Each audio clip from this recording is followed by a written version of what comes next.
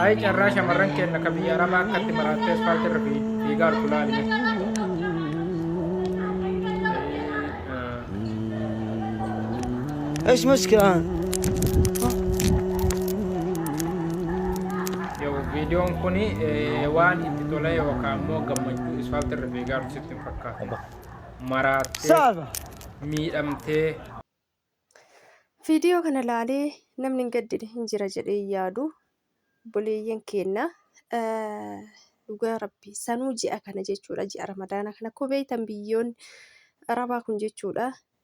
Odoo namni sitti hin dubbatin jeequmsa isaaniitiin alattu jechuudha. Jeequmsa isaan si jeeqaniin alattu meeshammaan isaaniitu achi ilaalteetu si maraacha jechuudha.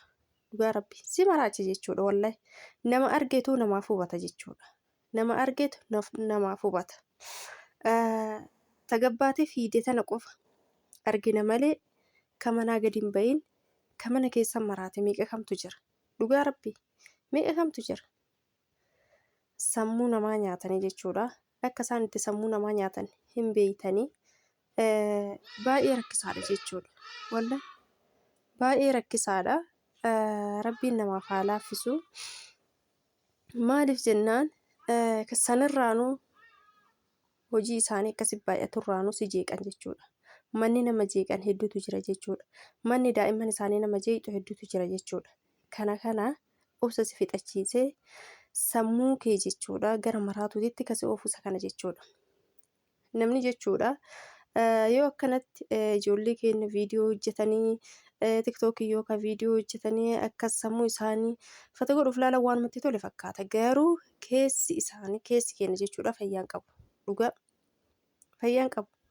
Maaliif jennaan sa'aa 24 jeeqamaa jiraatti jechuudha. Sammuun kee jeeqamaa jiraatta sa'aatii 24 jechuudha. Maaliif ka hojiin si jeequrraan kan isaan si jeeqan kan daa'imman isaanii si jeequ kan namni guddaan isaanii si jeequ baay'ee ulfaata jechuudha. Kanaaf ijoolleen keenya haga dandeettanii obsa horadhaan isiniin jedha. Obsuun barbaachisaadha. Maaliif jennaan tasgabbaaya waan hunda oduma argitan giddaa of tasgabbeessuu yaala. Wallahi sanirraan immoo cinqii isaan isinif baay'isan sanirraan isinillee yoo sammuu keessan of cinqitan baay'ee ulfaata jechuudha.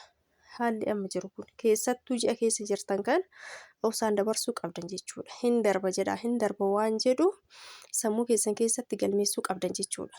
Kanaaf yoo cinqamtanii tapha saaccaatanii jettan hojiin akkas isaan akkas kana hunda danda'uuf immoo garaa bal'achuu sammuu bal'achuu qabdan isiniin jedha ijoolleen keenya. Ijoollee takka tagabbaate tana argitan malee mucattiin tun maal jedhaa deemti namni na dhaga'u hin jiru jedhaa deemti afaan amaariffaatiin dubbatti jechuudha.